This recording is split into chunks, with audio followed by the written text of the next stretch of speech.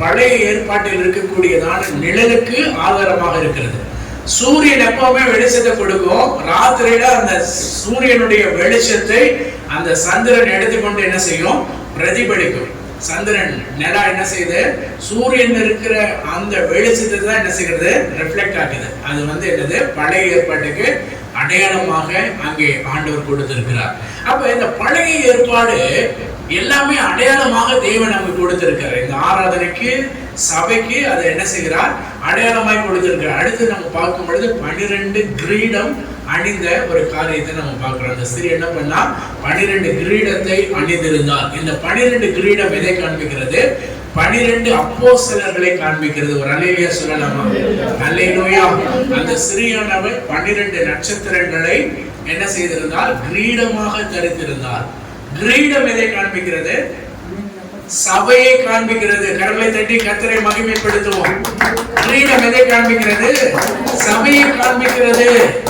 இந்த சிறிய நம்ம பார்க்கும் பொழுது 12 1 முதல் 2 3 4 5 வசனங்களை வாசிக்கும் பொழுது அடுத்ததாக இந்த பிரசவ வேதனை படுகிற ஒரு ஸ்திரீயாக அங்கே வேதம் நமக்கு சொல்லுகிறதை நம்ம பார்க்கிறோம். இந்த குழந்தை, அவர் பெற்றெடுத்த குழந்தை எப்படி இருந்தது? அந்த குழந்தை இருப்பு கோளாலே ஆளுகை செய்யும். ஆமென். அந்த குழந்தை என்ன செய்யுமாமா? இருப்பு கோளாலே ஆட்சி செய்யும். இந்த குழந்தையை பெற்றெடுத்த அந்த தீர்க்க தரிசனம் அங்கே நிறைவேறுகிறதை நம்ம பார்க்கிறோம். இதை நம்ம பார்த்தோம் அப்படின்னா வெளிப்படுத்தின விசேஷம் 19 அதிகாரம் 13 முதல் 16 வசனங்களை வாசிக்கும் பொழுது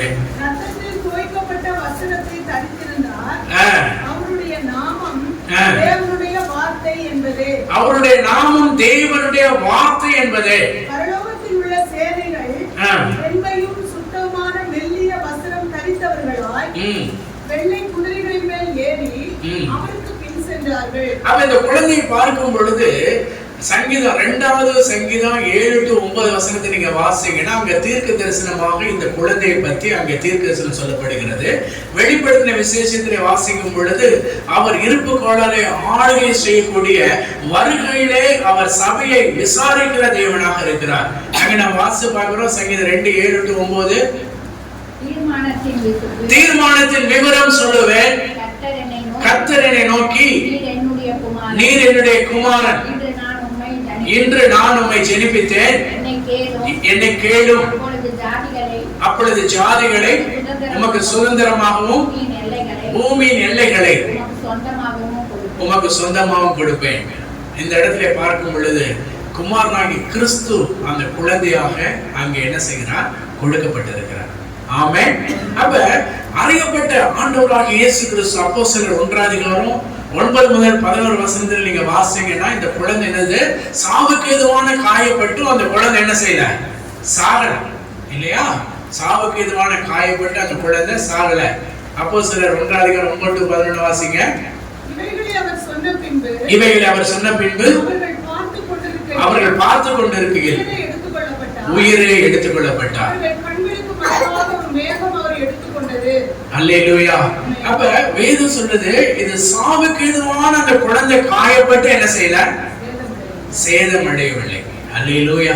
அப்ப இந்த குழந்தை கர்த்தராகிய இயேசு கிறிஸ்து அவர் சிலுவையிலே காயப்பட்டார், அவர் நொறுக்கப்பட்டார், அவர் சாவுக்கு எதுவாக அடிக்கப்பட்டார், அவரை புதைத்து போட்டார்கள், பூமியிலே விழுந்து அவர் பூமியினுடையதான அந்த வாயிலே அவர் இருக்க கண்டம் அவர் காயப்பட்டிருந்தார். ஆனால் ஆண்டவராகிய தேவன் அவரை உயிரோடு கூட எழுப்பினார். அல்லேலூயா.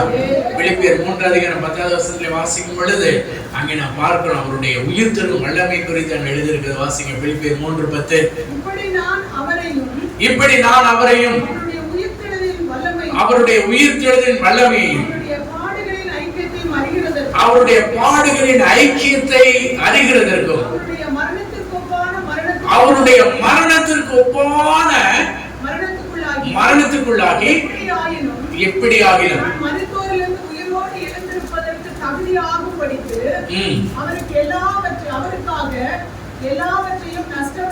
சரிங்க. நம்ம பார்க்கும் பொழுது என்னென்ன ஆண்டவருடைய வார்த்தை சொல்லுதுன்னா, ஆண்டவருடையதான அந்த உயிர்த்தெழுதலின் மகிமைக்கு ஒப்பாக சபையை தேவன் என்ன செய்கிறார்? மாற்றி இருக்கிறார். எப்படி இயேசு உயிரோடு கூட எழுந்து போனாரோ அதே போல திருச்சபையும் அந்த உயிர்த்தெழுதல் என்ன செய்யணும்? பங்கு கொள்ள வேண்டும். அப்ப சபையார் இந்த நாளிலே மரிக்க போவதில்லை. ஆண்டவராகிய இயேசு கிறிஸ்துவினுடைய வருகையில நாம் எதிர்கொண்டு வரும்படியாக, அவரோடு கூட ஜீவனம் பண்ணும்படியாக சபையானது அவரோடு கூட எடுத்து கொள்ளப்படுகிறது. ஹல்லேலூயா. வெளிப்படுத்தல் 12 அதிகாரம் 3-4 வசனங்களை வாசிங்க. 3-4 வாசிங்க பாருங்க. வெளிப்படுத்தல் 3-4.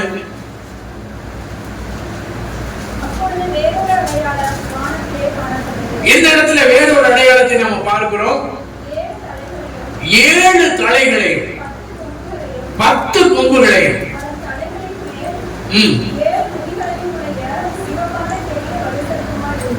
இந்த இடத்துல நாம் பார்க்கும் பொழுது ஒரு ஆண் பிள்ளை. இந்த ஆண் பிள்ளையை பார்க்கும் பொழுது வலு சர்ப்பமாக அறிமுகப்படுத்துகிறது. இந்த வலு சர்ப்பத்தை பார்க்கும் பொழுது இது சாத்தானுக்கு அடையாளமாக வேதம் சொல்லுகிறது. வானத்திலிருந்து தள்ளப்பட்ட சாத்தானை இது காண்பிக்கிறது. 12:7-9 வாசிங்க. வெளிப்படுத்தல் 12:7-9. வானத்திலே யுத்தம் உண்டாயிற்று. மிகாவேலும் அதனை சேர்ந்த தூதர்களும் வலு சர்ப்பத்தோட யுத்தம் பண்ணினார்கள். வலு சர்ப்பம் அதை சேர்ந்த தூதரும் யுத்தம் பண்ணியும் ஜெயம் கொள்ளவில்லை. சரி, இந்த இடத்துல நான் பார்க்கும் பொழுது இந்த வலு சர்ப்பமானது இயேசுவை கொல்லும்படியாக அது கொடுக்கப்பட்ட ஒரு சாத்தானுடைய ஒரு ஆவியாக இருக்கிறது. இது யுத்தம் பண்ணும்படியாக இந்த வலு சர்ப்பமானது அவை கொடுக்கப்பட்டது. மத்தேயு 2 அதிகாரத்தில் நம்ம வாசிக்கிறோம் 14வது வசனம். இப்ப இது வந்து ரோம்ல இருக்கக்கூடியதான இந்த வலு சர்ப்பத்தினுடைய ஆவி என்ன செய்தது? ஏரோதின் மேல இருந்தது. ஏரோது சாத்தானுடைய ஆவியாக அவன் கிறிஸ்துவை கொலை செய்யும்படியாக அதற்குரிய காரியங்களிலே அவன் இறங்கி இருந்தான். 7 தலைகளும் 10 கொம்புகளும் வானத்து நட்சத்திரத்திலே 1/3 பங்கை பூமிக்கு தள்ளப்படும்படியாக அதற்கு அதிகாரம் கொடுக்கப்பட்டது. அப்ப இந்த 7 தலைகள் எதை காண்பிக்கிறது என்று சொல்லி நீங்கள் பார்ப்பீர்கள் என்று சொன்னால், இந்த 7 தலைகளும் ரோமுக்கு அடையாளமாக இருக்கிறது. ரோமுக்கு அடையாளமாக இருக்கிற 7 மலைகளை எடுத்துக்காட்டாக அது எடுத்து காண்பிக்கிறது. இந்த 7 தலைகள் எதை காண்பிக்கிறது? 7 மலைகளை காண்பிக்கிறது. வெளிப்படுத்தின விசேஷம் 17ஆம் அதிகாரம் 9 முதல் 10 வசனங்களை வாசியுங்கள். 24 வசனத்தை வாசிக்கும் பொழுது கர்த்தர் தானியேலுக்கு அந்த ராஜ்யங்களை குறித்து அவர் வெளிப்படுத்துகிறார். வாசிங்க பார்க்கலாம். தானியேல் 7ஆம் அதிகாரம் 23-24 வசனங்களை வாசிங்க. அவன் சொன்னது, நாலாம் மிருகம் பூமியிலே உண்டாகும். நாலாம் மிருகம் பூமியிலே உருவாகும். நான்காம் ராஜ்யமா? அது எல்லா ராஜ்யங்களை பார்க்கிலும் வேறாய் இருந்தது. பூமியை எல்லாம் பட்சித்து அதை மிதித்து அதை நொறுக்கி போடும். 10 கொம்புகள் என்னவென்றால் அந்த ராஜ்யத்தை எழுப்பும் 10 ராஜாக்கள். இந்த இடத்துல நாம் பார்க்கும் பொழுது நவீன ஐரோப்பாவாக உருவாகக்கூடியதான இந்த 10 ராஜ்யங்கள், இவைகள் மகா பாபிலோனுக்கு ஆதரவாக இருந்தது. இந்த முடிவு கால கூட்டணியானது இணைந்து கொண்டு நாடுகளை அச்சுறுத்தக்கூடியதாக இருக்கிறது. இப்பொழுதும் யுத்தங்கள் ஆயத்தமாகிக் கொண்டிருக்கிறது. நேற்றைய தினத்தில் யுத்தமானது இந்த நாட்டிலே பார்க்கும் பொழுது ஈரானும் அதோடு கூட சில கூட்டமைப்புகளும் சேர்ந்து 3-4 ராஜ்யங்கள் இஸ்ரேலுக்கு விரோதமாக எழும்பி வருகிறது. இது வந்து வலு சர்ப்பத்தின் ஆவிகளாக அவைகள் தேவனுடைய ராஜ்யத்தை கெடுக்கும்படியாக, சபைகளை துன்பப்படுத்தும்படியாக அவைகள் எழும்பக்கூடியது. இந்த நேரத்தில் தான் ஆண்டவராகிய இயேசு கிறிஸ்து கடைசி கால யுத்தத்திலே அவர் இறங்கி வரப்போகிறார், ராஜாதி ராஜாவாக. அல்லேலூயா. 3ஆம் உலகப் போரினுடைய எல்லா ஆயுதங்களும் நடந்து கொண்டிருக்கக்கூடிய இந்த காலகட்டத்தில் தேவன் சபையை வைத்திருக்கிறார். இந்த சபையானது தேவனாலே கொடுக்கப்பட்ட சபையாக இருக்கிறது. வானத்தின் நட்சத்திரங்கள் 1/3 பங்கு நட்சத்திரங்கள் என்ன செய்கிறது? சாத்தானுடையதான கூட்டாளிகளோடு கூட இருக்கக்கூடியது. அவன் சாத்தான் தள்ளப்பட்ட தூதரோடு கூட அவன் இறங்கி வந்து அவன் என்ன செய்கிறான்? தேவனுடைய சபையை துன்பப்படுத்தும்படியாக, தேவனுடைய சபைக்கு விரோதமாக, சபையாருக்கு விரோதமாக மாய்மாலமானதையும் பொல்லாங்கானதையும் சபைக்கு விரோதமான காரியங்களையும் செய்யக்கூடியவனாக இருக்கிறான். அப்ப இந்த சபையை துன்புறுத்தும்படியாக ஏரோது ராஜா மூலமாக பிசாசு கிரியை செய்தான். சாத்தானுடைய திட்டம் தோல்வி அடைந்தபடியினாலே இயேசு கிறிஸ்துவினுடைய பரமேறுதலுக்கு சபையை விடக்கூடாது என்று சொல்லி சபையை அச்சுறுத்தும்படியாக பிசாசான இந்த நாட்களில அவன் கிரியை செய்து கொண்டிருக்கிறான். இவன் ஆண் பிள்ளையாகிய அந்த ஸ்திரியை துன்பப்படுத்தக்கூடியவனாக இருக்கிறான். வெளிப்படுத்தல் 12 அதிகாரம் 13வது வசனத்திலே பார்க்கும் பொழுது அந்த ஆண் பிள்ளையை பெற்ற ஸ்திரியை குறித்து நாம் வாசிக்கிறோம். வாசிக்கிறோம். பூமியிலே தள்ளப்பட்டதை அறிந்து அந்த ஆண் பிள்ளையை பெற்ற ஸ்திரீகள் ஏற்படுத்தினது. அப்ப இந்த ஸ்திரீயானவர் எதை காண்பிக்கிறது? இந்த ஸ்திரீ என்பது சபையை காண்பிக்கிறது. அல்லேலூயா. இந்த ஸ்திரீயானவர் சபையாக இருக்கிறார். குழந்தை கிறிஸ்து ஆண்டவராகிய இயேசுவுக்கு அடையாளமாக இருக்கிறது. ஆனால் அந்த ஸ்திரீயானவர் சபைக்கு அடையாளமாக இருக்கிறார். அல்லேலூயா. அப்ப சபையானது இந்த நாட்களிலே உபத்திரவத்தை சந்திக்கக்கூடிய ஒரு நிலைமையிலே போய் கொண்டிருக்கிறது. இந்த சபை மீதும் மக்கள் மீதும் அவன் மிகுந்த கோபமுடையவனாக பலவிதமான காரியங்களை அவன் செய்து கொண்டிருக்கிறான். அப்ப இயேசு தமது கடைசி காலத்திலே சபையை அவர் என்ன செய்கிறார் என்று சொன்னால், மகிமையாக தேவன் தம்மோடு கூட அவர் எடுத்துக்கொள்ள போகிறார். ஆமென். ஹல்லேலூயா. அந்த சபையை துன்புறுத்தும்படியாய் பிசாசு பல விதங்களே போராடினான். ஏறத்தாழ நீங்கள் பார்க்கும் பொழுது அந்த கிபி 538 இருந்து 1798 வரைக்கும் சபையானது இல்ல. அப்போஸ்தலர்கள் ஆரம்பித்த சபையானது அதற்கு பின்பு பயங்கர துன்பம் ஏற்பட்டது. சபையை துன்பப்படுத்தினார்கள். ரோம சாம்ராஜ்யம் வந்த உடனே அந்த ரோம் சாம்ராஜ்யத்தில் இருக்கிற போப்பும் சேர்ந்து கொண்டு எங்கெங்கெல்லாம் ஆவிக்குரிய சபைகள், அப்போஸ்தலருடைய சபைகள், தேவனால ஏற்படுத்திக் கொண்ட அசெம்பிளிஸ் ஆஃப் காட் திருச்சபைகள் இருக்கிறதோ அந்த சபைகள் எல்லாம் மூடும்படியாக, கொலை செய்யும்படியாக சபையாரை கொலை செய்தான். ஏறத்தாழ 5000 கோடி ஜனங்கள் சபையார் மரித்து போனார்கள், கொலை செய்யப்பட்டார்கள். இருந்த போதிலும் அவர்கள் ஆண்டவராகிய இயேசுவை விட்டுவிடவில்லை. அவர்கள் சபைக்காக தன்னுடைய உயிரையும் கொடுக்கும்படியாக, அவர்கள் தன்னுடைய ரத்தத்தை சிந்தும்படியாக ரத்த சாட்சியாக இந்த பூமியிலே மரித்தார்கள். அல்லேலூயா, அல்லேலூயா. அப்ப அதற்கு பின்பாக புரோட்டஸ்டன்ட் ஏற்பட்டது. புரோட்டஸ்டன்ட் 1780க்கு பின்பாக வரும் பொழுது அது புரோட்டஸ்டன்டாக, லுத்தரனாக, சிஎஸ்ஐயாக பலவிதமான திருச்சபையாக உருவெடுத்தது. ஆனால் தேவனாகிய கர்த்தர் திருச்சபை என்பதை வேதத்திலே பார்க்கும் பொழுது கிறிஸ்துவின் ரத்தத்தினாலே ஞானஸ்நானம், முழுக்க ஞானஸ்நானம் எடுக்கப்பட்ட இந்த 12 நட்சத்திரங்களை உடைய கிரீடங்களை மாத்திரமே தேவன் பரலோக ராஜ்யத்திலே கூட்டி சேர்ப்பார். அல்லேலூயா, அல்லேலூயா. நீதியானது திருச்சபையாக அல்ல. அதை பின்பற்றக்கூடியவர்கள் என்ன செய்கிறார்கள்?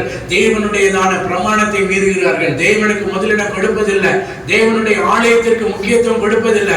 அவைகள் ஒரு கிளப்பாக அவர்கள் நடத்தி கொண்டிருக்கிறார்கள். அவர்கள் சபையில குடிக்கிறார்கள், வெறுக்கிறார்கள். அவர்கள் சபையில விபச்சாரம் செய்கிறார்கள். சபையில பலவிதமான போதைப் பொருட்களை உபயோகப்படுத்துகிறார்கள். சபையாருக்குள்ளாக சகோதரத்துவம் இல்லை. சகோதரர்களுக்குள்ளாக பலவிதமான கொலைகளும், கொலை பாதங்களும், போலீஸ் ஸ்டேஷனும் பல காரியங்கள் நடக்கிறது. ஆனால் திருச்சபையானது தேவனுடைய சத்தத்தை கேட்டு, தேவனுடைய ஊழியக்காரருடைய தூதருடைய சத்தத்தை கேட்கக்கூடியதான் உண்மையான தேவனுடைய சபை. அல்லேலூயா. அந்த சபையாக தேவன் நம்முடைய சபையை உங்களுக்கு தேவன் கொடுத்ததற்காக கர்த்தரை ஸ்தோத்திரிக்கிறேன். அல்லேலூயா. வெளிப்படுத்தின விசேஷம் 18ஆம் அதிகாரம் 2 முதல் 4 வசனத்தை நீங்கள் வாசிப்பீர்கள் என்று சொன்னால், ஆண்டவர் பிள்ளைகள் பாபிலோனை விட்டு வெளியேறும்படியாக ஆண்டவர் அழைப்பை கொடுக்கிறார். வாசிக்கிறேன். ஆண்டவர் இயேசுவினுடைய வருகையிலே வரும் பொழுது முதலாவதாக பெருந்திண்டி இருக்கும், இரண்டாவதாக வெறி இருக்கும், மூன்றாவதாக லௌகிக கவலை இருக்கும், மூன்றாவதாக உறக்கம் இருக்கும். இந்த 4 கேட்டகரியில இருக்கிறவங்க பரலோக ராஜ்யத்திற்குள்ளாக நுழையவே முடியாது. முதலாவதாக பெருந்திண்டி. பெருந்திண்டி என்று சொன்னால் என்ன? பெருந்திண்டி என்று சொல்லும் பொழுது உண்பதில் ஆகட்டும், உழைப்பதில் ஆகட்டும், படிக்கிறதில் ஆகட்டும், பொழுதுபோக்குறதில் ஆகட்டும், எதிலும் அதிக கவனத்தை செலுத்துகிறவர்கள் தான் பெருந்திண்டி. ஏன் தேவனுடைய சபைக்கு வரல, ஏன் நீங்க சர்ச்சுக்கு வரல அப்படின்னு கேட்டா, நான் உழைக்கிறேங்க, நான் வேலை செய்யறேங்க, நான் வேலை வேலை வேலை வேலைன்னு போறேன்னா அது உனக்கு பெருந்திண்டி. நீ பரலோக ராஜ்யத்துக்கு தகுதி இல்லாதவன், நீ பரலோக ராஜ்யத்துக்கு தகுதி இல்லாதவன். உலகத்துக்காக உழைக்கக்கூடியவர்கள் பெருந்திண்டியாக இருக்கிறார்கள். நிறைய பேர் படிக்கிறேன், என் பிள்ளை படிக்குது அதனால நான் வரல, என் பிள்ளைய நான் அனுப்பிட்டேன் அதனால வரல, நான் பரிசோதனை போறேன் அதனால சபைக்கு வரல. நான் படிக்கிறேன் படிக்கிறேன் படிக்கிறேன். எத்தனை பேர் படிப்பின் மேலேயே கவனம் வைக்கிறீர்களோ நீங்கள் பெருந்திண்டி. நீங்கள் சபையினுடைய ஆண்டவருடைய வருகையில் நீங்கள் போக முடியாது. பிசாசனான் வலு சர்ப்பம் உங்களை மேற்கொள்ளக்கூடியவனாக அவன் மாறி போய் விடுவான். சிலரை பார்க்கும் பொழுது பொழுதுபோக்கு. நான் ஒரு பக்கம் நான் டூர் போயிட்டேன், ஒரு பக்கம் எங்க சொந்தக்காரங்களை எல்லாம் கூடி நாங்க செத்தவங்களுக்காக அழுக போயிட்டோம், சர்ச்சுக்கு நாங்க வரல, நாங்க காது குத்தருக்கு போயிட்டோம், விசேஷம், நாங்க சாவல எல்லாம் கூடி எல்லாம் உப்பேற வச்சு அழுதுட்டு இருக்கிறோம். ஆனா அவங்க மண்ணுக்கு போறதுனால நாங்களும் மண்ணுக்கு போறோம், அதை நினைச்சு அழுகிறோம். கர்த்தருடைய பிள்ளையை, நீ மண்ணுக்கு போவதற்காக தேவன் உன்னை ரட்சிக்கவில்லை. நீ பரலோகத்துக்கு வரும்படியாக ஆண்டவர் இயேசு உன்னை ரட்சித்தார். அல்லேலூயா. பரலோக ராஜ்யத்துக்குரிய பிள்ளை, நீ மரித்தோரை அடக்க வேண்டும்படியாக நீ போகக்கூடாது. நீ உயிரோடு ஜீவனம் பண்ணுகிறவர்களோடு கூட நீ கர்த்தரை ஆராதிக்க வேண்டும். அல்லேலூயா. இந்த பெருந்திண்டி, இந்த பெருந்திண்டி நிதானத்தை, தெளிவான சிந்தனை அழைத்துவிடும். இயேசுவோடு நேரம் செலவழிப்பது எதெல்லாம் தடை செய்தோ அதெல்லாம் பெருந்திண்டி. அதான் ஆண்டவர் சொல்றாரு, உங்களுடைய இருதயம் என்ன செய்யக்கூடாது? முதலாவதாக பெருந்திண்டினால் இருக்கக்கூடாது. இரண்டாவது வெறி. இந்த வெறி எதை காண்பிக்கிறது? ஆபாசம், சட்ட விரோதமான பாலியல் மேல ஈடுபாடு. மொபைல்ல கண்ட பசங்க ஆம்பளையோட பொட்ட பிள்ளைங்க பேசுறது, ஆம்பளை பசங்க பொட்ட பிள்ளைகளோட பேசுறது, பொட்ட பிள்ளைங்க ஆம்பளை பசங்களோட பேசுறது, இது தேவனுக்கு விரோதமான அருவருப்பு. சபையில நீ இருக்கக்கூடாது. தேவன் உன்னை எச்சரிக்கிறார். நீ மனம் திரும்பு. ஆபாசத்தோடு நீ வாழாதே. சட்ட விரோதமான பாலியல், வேறொரு புருஷனோடு தொடர்பு கொள்வது, வேறொரு மனைவியோடு தொடர்பு கொள்வது, இது பாபிலோனின் அருவருப்பு. கர்த்தர் உன்னை எச்சரிக்கிறார். தீய தோழமைகள் மேல நீ ஒருபோது நாட்டம் கொள்ளக்கூடாது. ஒரு மயக்கத்தை அது கொடுக்கும். வேத தியானம் இல்லாத ஒரு சூழ்நிலைக்கு நீ தள்ளப்படுவாய். வெறி வேத தியானத்தை தடை செய்கிறது. வெறி ஜெபத்தை தடை செய்கிறது. வெறி சபை ஆராதனை தடை செய்கிறது. சபை ஆண்டவர் உங்களுக்காக கொடுத்தார். நீதான் திருச்சபை, நீதான் ஆண்டவருடைய மணவாட்டி. மணவாட்டி ஆண்டவருடைய வருகைக்கு நீ ரெடியா இருக்கணும். மணவாளன் வரும் பொழுது மணவாளனுக்கு எதிர்கொண்டு போக வேண்டும். களைத்து போய் புருஷன் வீட்டுக்கு வரும் பொழுது பக்கத்துல பேசிக்கொண்டு அவன் மிகுந்த பசியோடு மயக்கத்தோடு வரும் பொழுதுக்கு ஆகாரம் கொடுக்கணும். அந்த கணவன் எங்கேயோ போய் சாப்பிட்டா என்ன, செத்தா என்ன, இருப்பா என்று சொன்னா, தேவனுடைய பிள்ளையை நீ ரொம்ப பரிதவிக்கப்பட்ட ஒரு பிள்ளையை மாறி போவாய். நல்ல காரியங்கள் செய்வதில் அதிக நாட்டங்களை செலுத்தி சபை ஆறுதலை கலந்து கொள்ளாதபடி நீ இருப்பாய் என்று சொன்னால் உன்னுடைய வாழ்க்கை உலக கவலைகளோடு இருக்கிறது. அது ஆண்டவர் எச்சரிக்கிறார். மூன்றாவதாக பார்க்கும் பொழுது தூக்கம். ஆண்டவர் இயேசு சொல்லுகிறார், உங்கள் இருதயம் தூக்கத்தில் என்ன செய்யக்கூடாது? போகக்கூடாது. ஆவிக்குரிய ஒரு தூக்கத்தை குறிக்கிறது. இன்றைக்கு இது ஒரு பெரிய பிரச்சனையா இருக்குது.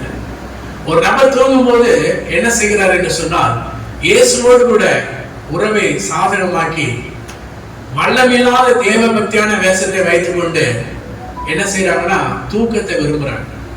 ஆலயத்துல அப்படியே கண்ண மூடி தூங்கிடுவாங்க, வசனத்தை கேட்க மாட்டாங்க. தூக்கம் இது ஒரு சாத்தானுடைய ஒரு பயங்கரமான ஒரு போதை. ஆண்டவர் இயேசுவை விட்டு கொண்டு போகக்கூடிய ஒரு தூக்கம், பைபிள் படிக்காம ஒரு தூக்கம். இந்த தூக்கத்தை விட்டு சபையை நீ வெளியே வர வேண்டும். ஆண்டவர் இயேசு ஆண்டவர் இயேசு சீக்கிரம் வரப்போகிறார். தேவன் மீதான சபையின் மேலாக இதை போல ஒரு மகிழ்ச்சியாக இருக்கக்கூடியதான ஒரு ஆசீர்வாதத்தை இழக்கும்படி பிசாசு பல விதங்களை போராடுகிறான். வெளிப்படுத்தின விசேஷம் 12:17 வாசிங்க. ஏனெனில் பிசாசு தேவன் மீதான மக்கள் மேல் கோபமாயிருந்து அவன் எப்படி என்ன செய்கிறான்? உபத்திரவ காலத்துல கூட்டு போறான். வாசிங்க வெளிப்படுத்தல் 12:17. அப்பொழுது மறுசர்ப்பமானது ஸ்திரீயின் மேல் கோபம் கொண்டு தேவனுடைய கற்பனைகளை கைக்கொள்கிறவர்களும் இயேசு கிறிஸ்துவை குறித்து சாட்சியை உடையவர்களும் ஆகிய அவர்களுடைய சந்ததியான மற்றவர்களுடனே யுத்தம் பண்ண முடியும். அப்ப இந்த பிசாசானவன் என்னன்னா சபையின் மேலே சபையார் மேலே யுத்தம் செய்யறதுக்காக புறப்பட்டிருக்கிறான். இவன் என்ன செய்யறான் என்றால் தமது தெரிந்து கொள்ளப்பட்ட ஜனங்கள் மேல யுத்தம் பண்றான். நீங்க பிசாசு ஒரு வேளை துப்பாக்கி எடுத்துட்டோ கத்தி எடுத்துட்டு வந்தா நீங்க வெளியே போயிருவீங்க. அப்படியா படுத்துகிறான். கர்த்தருடைய பிள்ளைகள் என்ன செய்யணும்? அதை ஜாக்கிரதையா எதிர்கொள்ள வேண்டும். வாக்குத்தத்தங்களுக்கு விரோதமாக எழுப்பி தமது மக்களுக்கு விரோதமான காரியங்களை அவன் செய்கிறான். தமது மக்கள் செய்யக்கூடிய எல்லா காரியத்திலும் அவன் பின்பாக நின்று கொண்டிருக்கிறான். இன்றைக்கு சபை என்கிற பொருளுக்கு என்னன்னா வெளியே அழைக்கப்பட்டவர்கள். அல்லேலூயா. சபைனா என்ன? எக்லீசியா, வெளியே அழைக்கப்பட்டவங்க. உன் குடும்பத்தை விட்டு நீ வெளியில வந்துட்ட, உங்க சொந்தக்காரங்களை விட்டு வெளியில வந்துட்டீங்க, உங்க நண்பர்களை விட்டு வெளியே, சடங்காச்சாரத்தை விட்டு வெளியில வந்துட்டீங்க. இன்றைக்கு ஆண்டவருடைய எக்லீசியா சபை பிரித்தெடுக்கப்பட்டவருடைய வருகைக்கு ஆயத்தமா இருக்கணும். அந்தி கிறிஸ்து மிக வேகமாக சபையை தாக்க முற்படுகிறார். ஆண்டவருடைய வருகைக்கு நீ ஆயத்தமாகும்படியாக விழிப்புள்ள ஜீவிதம் செய்ய வேண்டும். பிள்ளைகள் வேதத்தை வாசிக்கணும், ஜெபிக்கணும், வேதம் வாசிக்கணும், அடுத்து என்ன செய்யணும்? சாட்சி பகரணும். டெய்லி இது செய்யணும். அல்லேலூயா. 3 பேலன்ஸ்: ஜெபம், வேத வாசிப்பு, சாட்சி பகிர்தல். உங்க ரட்சிப்பு என்ன செய்யணும்? அடுத்தவங்கள்ட்ட சொல்லிடணும். ஒரு முறை டைட்டானிக் கப்பல் மூழ்கும் பொழுது ஒரு ஊழியக்காரர், ஒரு சகோதரன், ரட்சிக்கப்பட்ட ஒரு விசுவாசி, அவர் கட்டையை பிடித்துக் கொண்டு அங்கே இங்கே தத்தளித்துக் கொண்டு நீ ரட்சிக்கப்பட்டாய் என்று கேட்டார். ஒருவர் சொன்னார் ரட்சிக்கப்படவில்லை என்று. வேகமாக தத்தளித்துக் கொண்டு இன்னொருவருக்கு போய் சொன்னார், நீ ரட்சிக்கப்பட்டாயா? இல்ல, நான் ரட்சிக்கப்படலை. இயேசு ஏற்றுக்கொள், ஆண்டவர் நோக்கி வேண்டிக்கொள், உனக்கு ஆண்டவர் விடுதலை தருவார். 3, 4, 5 நபர்களுக்கு சொல்லிக்கொண்டு திரும்பவும் வந்த மனிதனிடத்துல வந்தார். நீ ரட்சிக்கப்பட்டிருக்கிறாய், இப்ப ரட்சிக்கப்பட்டாயா? இல்லை, நான் நினைக்கிறேன், நீ இப்பவே இயேசு நோக்கி கூப்பிடு, உன்னை ரட்சிப்பா. இந்த ஆழ்கடலில் இருந்து உனக்கு ஒரு சுகத்தை, விடுதலை தந்து உன்னை வெளியே கொண்டு போவார் என்று சொல்லிவிட்டு திரும்பவும் அடுத்தவர்களுக்கு ரட்சிப்பை சொல்ல போய்விட்டார். இருவரும் வேறு வேறு கரையில கடைசியில தள்ளப்பட்டார்கள். கடைசியில நற்செய்தி அறிவித்தவர் பிணமாக அந்த ஓரமாக ஒதுக்கப்பட்டு அந்த கரையில கிடந்தார். இவரை வேறொரு கரை ஒதுக்கி கொண்டு உயிரோடு கூட அவரை கொண்டு போய் சேர்த்தது. அப்படி அவர் முழங்கால் படிட்டு அழுத செவித்தார். ஆண்டவரே, நான் ரட்சிக்கப்படும்படியாக இந்த சகோதரன் எனக்கு சத்தியத்தை சொல்லி மறித்து போனாரே, அன்று முதல் அவர் சாட்சி பகிர்கிறவராக, அவருடைய ஊழியத்தை செய்யும்படியாக அவர் முழுவதுமாக தன்னை ஒப்புக் கொடுத்தார். கர்த்தருடைய பிள்ளை, உன்னை ரட்சித்தது எதற்காக என்று சொன்னால், நீ வேதம் வாசிக்க, செபிக்க, அடுத்தவருக்கு சாட்சி சொல்ல ஆண்டவர் என்று உன்னை ரட்சித்தார். நீ சபைக்கு வரும் பொழுது தனியாய் வருகிறாயா? உன்னோடு கூட ஒரு கூட்ட ஜனங்களை நீ ஆயத்தப்படுத்திக் கொண்டு வருகிறாயா? ஆண்டவர் இயேசு வருகை சீக்கிரம் இருக்கிறது. ஆண்டவருடைய வார்த்தை சொல்வதற்கு நீ ஒருபோதும் நீ அலட்சியப்படுத்தாதே. உன்னுடைய வேகத்தை கூட்டிக்கொள். ஆண்டவருடைய வார்த்தையை சாட்சியாக பகிரும்படியாக இன்றைக்கு நீ தீர்மானம் பண்ண. ஒரு முறை ஒரு ராணுவ அதிகாரி ஒரு மனிதன் மரித்துக் கொண்டிருப்பதை பார்த்தார். அவர் மேல் காயம் ஏற்பட்டது. இன்னும் அநேகர் அவரை சுற்றிலும் தாக்க முற்பட்டார்கள். அப்பொழுது இவர் தன்னுடைய உயிரை கொடுத்து அந்த ராணுவ வீரனை காப்பாற்றி அவர் மரித்து போனார். கடைசியில ராணுவ வீரர்களை அவர்கள் அந்த ராணுவ வீரர்களுக்கு மரியாதை செலுத்தக்கூடிய ஒரு நாள் வந்தது. அப்பொழுது எல்லாரும் வந்து இந்த மனிதனுக்காக மரித்து போன அந்த ராணுவத்தாருக்கு எல்லாரும் அஞ்சலி செலுத்த வந்திருந்தார்கள். ஆனால் எந்த மனிதன் காப்பாற்றப்பட்டானோ அவன் குடித்து வெறித்து போதையோடு கூட அங்கே நின்று கொண்டிருந்தான். அப்பொழுது அந்த உயிர் நீந்த அந்த ராணுவ அதிகாரியுடைய தாயாரும் அங்கே வந்திருந்தார்கள். அப்பொழுது என் மகன் தன்னுடைய உயிரை கொடுத்து காப்பாற்றின அந்த மனிதன் யார் என்று கேட்கும் பொழுது, அதோ அங்கே நன்றி இல்லாமல் இருக்கிறான், குடித்து வெறித்து உலக சந்தோஷத்தில் இருக்கக்கூடிய அந்த மனிதனை காண்பித்தார்கள். அந்த அம்மாவுடைய மனம் உடைந்தது. கண்ணீரோடு கூட அழுதார்கள். இந்த மனிதனுக்காக, உலக சிற்றின்பத்தோடு வாழ்கிற இந்த மனிதனுக்காக என் மகன் உயிரை நீர்த்தானே என்று சொல்லி கண்ணீரோடு கூட அந்த தாயார் அழுதார்கள். தேவனுடைய பிள்ளையே, சாவுக்கு எதுவான காயப்பட்டு கர்த்தராகிய இயேசு கிறிஸ்து இன்றைக்கு சபையில் உன்னை சேர்த்திருக்கிறார். நீ தேவனுடைய நற்செய்தி சொல்வதற்கு நீ எப்படி ஆண்டவர் செஞ்ச நன்மையை நீ எப்படி ஆண்டவர் சொல்லிக் கொண்டிருக்கிறாய்? நீ எந்த பாவம் சிற்றின்பத்தில் இருந்தாய்? ஒருவேளை இயேசுனை ரட்சிக்காமல் விட்டிருந்தால் உன்னுடைய நிலைமை எவ்வளவு பரிதவிக்கப்பட்டதாக இருந்திருக்கும். கர்த்தர் செய்த நன்மைக்கு நீ எவ்வளவு நன்றி நிறைந்த இருதயத்தோடு இருக்கிறாய். ஆண்டவர் இயேசு சீக்கிரம் வரப்போகிறார்.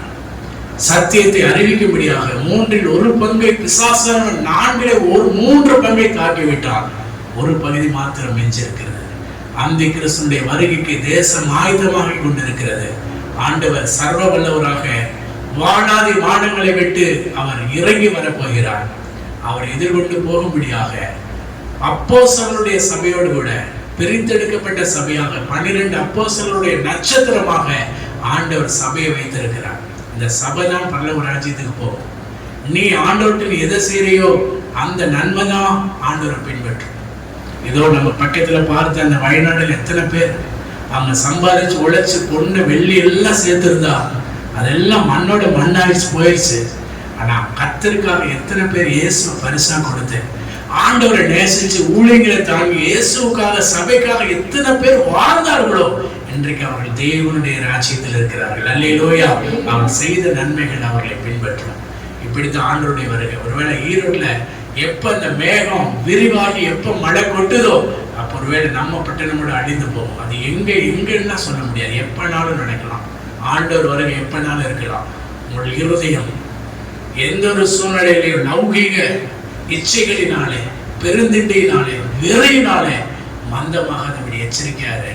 ஆண்டவர் வருகைக்காய் நீ ஆயத்தமாக எல்லாரும் எழுந்திருந்து ஆண்டவர் நோக்கி பார்ப்போம். கர்த்தர் சீக்கிரமாய் வரப்போகிறார். அந்த நாள் மிக